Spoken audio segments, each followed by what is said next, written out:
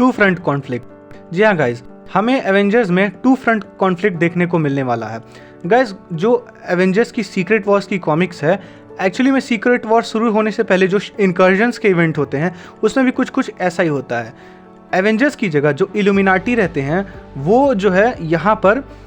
लड़ने जाते हैं उन दूसरे प्लैनेट्स के हीरोज से जो कि इनकर्जन होने से ठीक कुछ प्लैनेट मतलब कुछ सेकंड्स पहले या कुछ मिनट पहले आकर अर्थ को तबाह करने की कोशिश करते हैं। बेसिकली होता क्या है कि जो इल्यूमिनाटी है, जिस तरह से इल्यूमिनाटी को आपने देखा था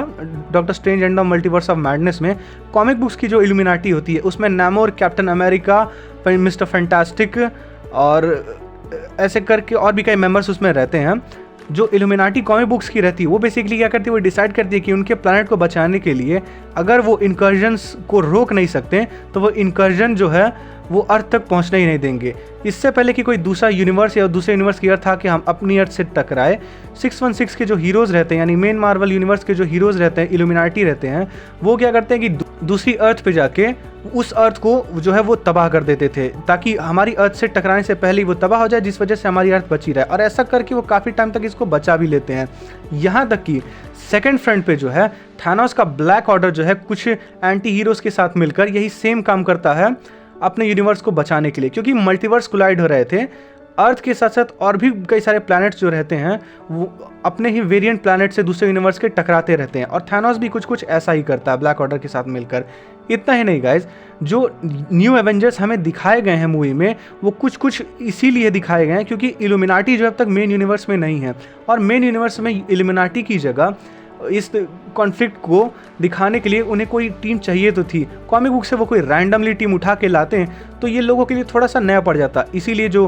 क्रिएटर्स हैं उन्होंने बहुत ही चालाकी दिखाई और इल्यूमिनाटी की जगह न्यू एवेंजर्स को यानी कि थंडरबोल्ट्स को ही न्यू एवेंजर्स बताकर इस कॉन्फ्लिक्ट को मूवी में दिखाने की कोशिश करेंगे। और ये होगा ज़रूर, क्योंकि जिस हिसाब से मल्टीवर्स को इसमें दिखाया जा रहा है हाई चांसेस है कि इनकर्जन्स को दिखाना ज़रूर है, क्योंकि इनकर्जन्स जो है मल्टीवर्स ऑफ मैडनेस में उसको कंफर्म किया गया था। डॉक्टर स्ट्रेंज तब से गायब है और कॉमिक बुक्स में भी कुछ कुछ ऐसा ही होता है। डॉक्टर स्ट्रेंज जो है इन सभी चीज़ों का अंदाज़ा लगा लेते हैं, फिर उसके बाद जब वो वापस आते हैं तो वो भी इसी तरह से हीरोज़ की यानी कि इल्यूमिनाटी की मदद करते हैं दूसरे प्लैनेट्स को तबाह करने में। और बहुत ही हाई चांसेस है, जिस तरह से इन्फिनिटी वॉर में बैनर ने आके सबको वार्न किया था, उसी तरह से एवेंजर्स डूम्सडे में जो डॉक्टर स्ट्रेंज हैं वो आकर बाकियों को वार्न करेंगे। और बहुत ही हाई चांसेस ये भी हैं कि जो न्यू एवेंजर्स हैं वो डूम के बहकावे में आकर जो है दूसरे यूनिवर्सेस को तबाह करने लगेंगे। इसके अंत में जब इनकी सारी कोशिशें बर्बाद हो जाएंगी और ये कुछ करने लायक नहीं रहेंगे और इनकी अर्थ भी जब तबाह हो जाएगी तो कुछ बचे हुए लोगों के साथ मिलकर उनकी मेमोरीज को वाइप करके जो डॉक्टर डूम होगा कॉमिक बुक्स की ही तरह अपनी एक नई दुनिया बनाएगा, बैटल वर्ल्ड, जिसका वो खुद गॉड होगा, क्योंकि वो कॉमिक बुक्स में यही सेम चीज़ करता है। और उसके बाद जो है एक्चुअली में सीक्रेट वॉर्स के इवेंट्स होते हैं, क्योंकि इस बैटल वर्ल्ड में जो वो कंट्रीज़ को बनाता तो है, लेकिन ये बैटल वर्ल्ड इतना बड़ा है कि इसमें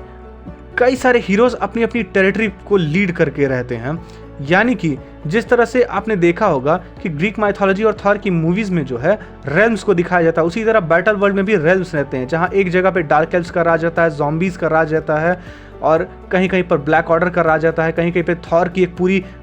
मल्टीवर्स की स्पीशीज़ रहती है, यानी अलग अलग थॉर, मेल, फीमेल, ओल्ड, यंग, इस तरह की जो है वहाँ पे टेरिटरीज़ रहती हैं बैटल वर्ल्ड में। और इन सब में आपस में एक इनर कॉन्फ्लिक्ट रहता है। हर कोई सीक्रेट तरीके से डूम के खिलाफ जिन लोगों जो लोग अवेयर हो जाते हैं वो कोशिश करते हैं और इस दुनिया से बाहर निकलना चाहते हैं। इसी वजह से सीक्रेट वॉर्स के एक्चुअल इवेंट्स जो हैं बैटल वर्ल्ड में ही स्टार्ट होते हैं और इसी वजह से इसे सीक्रेट वॉर भी कहा जाता है।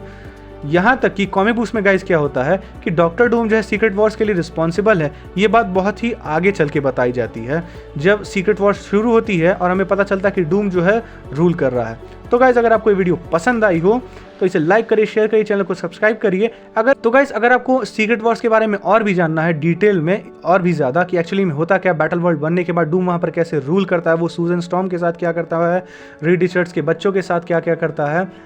तो हमारे चैनल को सब्सक्राइब ज़रूर करें और हमें कमेंट्स में बताएं अगर आपको इस पर कोई डिटेल वीडियो चाहिए। हम पूरी कोशिश करेंगे उस पर वीडियो बनाने की। एंड तब तक के लिए घर रहिए, सुरक्षित रहिए and thanks for watching guys.